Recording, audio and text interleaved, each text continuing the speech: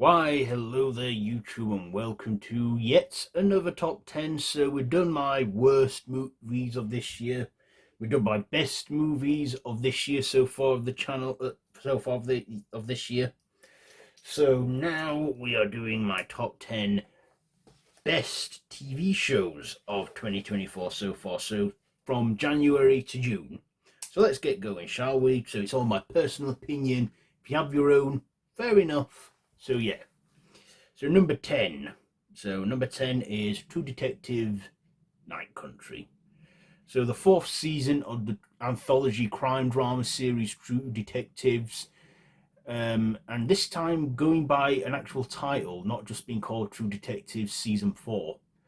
I gotta say, the first season was great. The other two seasons I didn't think were so great and were kind of a chore to get through.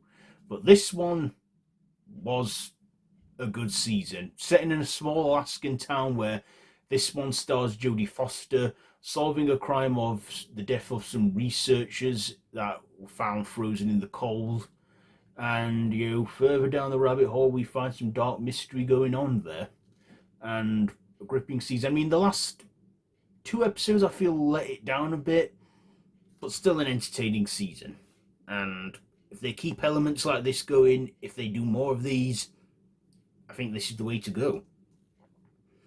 Number 9 is Inside Number 9, Series 9. So, the ninth and final series of Steve Pemberton and Reece Shearsmith's mysterious black comedy anthology series, where we see different episodes and different stories revolving around the number 9, where Shearsmith and Pemberton are in various different roles.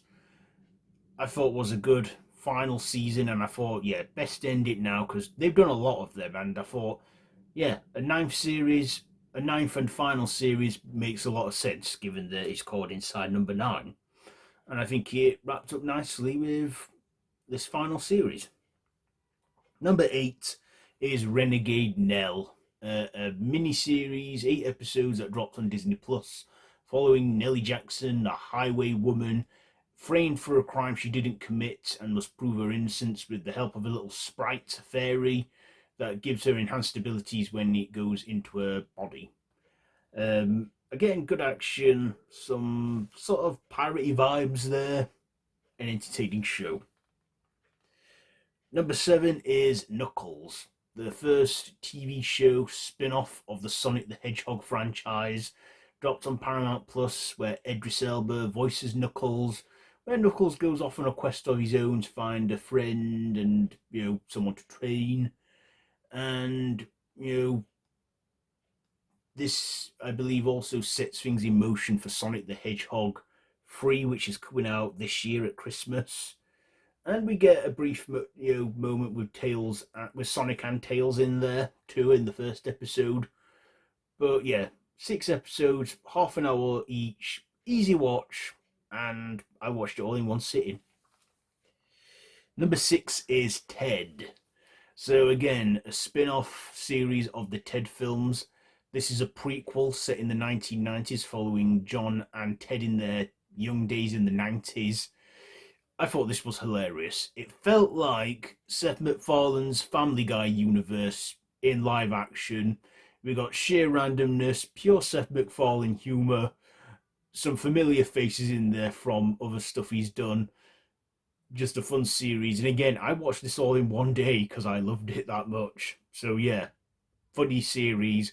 And I believe it's been greenlit for a season 2, so I look forward to that. So number 5 is Echo, the first MCU show of this year so far. Marvel Studios, I feel, are taking a sit back, this year with the movies, allowing other studios to take the spotlight, which I think is kind of good. Marvel needs some time out to reevaluate a couple of things given the last dozen movies that they've had out. And I believe that there's only 2 TV shows coming out this year. We got the Agatha one. Echo, though, spinning off from Hawkeye, we follow Echo, her relationship with Kingpin, and This one, I believe, dipped into R territory, which I think Marvel Studios needs to start getting into instead of playing it safe with the PG-13. Really get in there with R rating stuff, which is what they're doing with Deadpool and Wolverine. And I did enjoy this series. It dropped all at once, so no having to wait a week for the next episode. I watched it over 3 nights, and yeah, entertaining show. So number 4 is Baby Reindeer, of course, the show that everybody raved about on Netflix, based on the true events of a guy who gets stalked by this crazy woman, and also has a sort of failed career as a stand-up comedian. With, and this does delve into some dark territory, like moments in there that are quite distressing and unsettling. And this caused a bit of a stir with the real life characters as well, especially the Martha character. Yeah, a very weird show, but entertaining. And I actually ended up watching this in one night, all the episodes. I don't know, I just had to keep watching. And if a show can do that, then they're doing something right for me. So, yes, Baby Reindeer. Top 3 now. So, number 3 is Doctor Who Season 1 or Series 14, or basically Season 40. The latest series of Doctor Who. It's been so long since we had a series of Doctor Who on air, because throughout 2022 and 2023 we had 3 specials, and they returned, well, 4 specials in 23, and they returned with Ncuti Gatwa taking on the role as the Doctor, the first actor to take on the role full time. I mean, Jo Martin's played the fugitive Doctor, but Ncuti Gatwa, the 15th Doctor, with Millie Gibson as Ruby Sunday. And I think streaming it, having it available from midnight, has been the best way to watch it, for me anyway. You know, great cast and some good episodes. Well, 8 episodes long. I've got to say, though, a lot of the episodes were a little bit of a letdown, which is why it's just missed out on the top 2. But Ncuti Gatwa definitely made it worth watching. There was like the one episode where he was literally in the beginning and the end, but I believe he was filming Sex Education around that time. Again, Dot and Bubble had that Black Mirror vibes. Space Babies was just Rugrats in space. That was the first episode of the series. Second episode, Devil's Cord. Quite cheesy, but I found that one enjoyable. Yeah, Boom, like a bottled episode written by Stephen Moffat.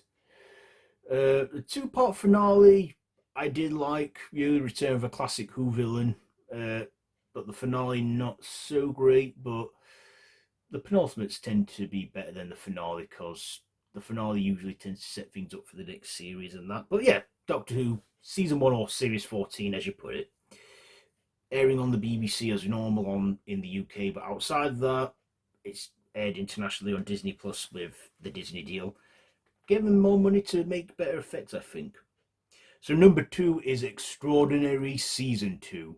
Set in the world where at the age of 18 people get superpowers or a superpower, and we follow Jen, a woman in her 20s who hasn't got her power yet, and this is a continuation of the first season where Jen this time tries to find her power whilst living in a powered London where, yeah, this show was great. I watched it all in a day. I made, like, the first series, I made a day of it, watching it on Disney Plus, and I watched it all in one go, and I enjoyed it. Still hoping for a season 3. They haven't greenlit it for a third season yet. And the first series aired back at the beginning of 2023. Just before it dropped, it was announced a second season. So I'm really wanting to see a third season. Come on, Disney, Hulu, and Star. Make it happen. It's been successful. Please make it go on. So my number 1 pick is probably the best thing Marvel Studios has done this year so far. Definitely my favorite show of the year, and I've been, I actually ended up watching it weekly because I couldn't wait to binge it, and this shocked me and it surprised me. Brilliant animation. Can you guess what it is? Yes, it is X-Men 97, a revival, a direct continuation of the 90s animated show that was cancelled in 1997, and this X-Men 97 is a direct continuation, a revival, where most of the voice cast have returned, the animation has been updated, and my god, this has probably been the best show of the year so far. I enjoyed watching it. I enjoyed, they actually went into some dark territory. I feel that, from watching it as a kid in the 90s, the show has grown up with us, and I liked that, and when I heard that this was happening, I rewatched the entire original animated series, and yeah, I think this might be slightly better than the 90s original. Definitely delves into more mature territory and that, but brilliant character telling, and we're getting a second season of this, and all I can say is bring it, because this was a blast.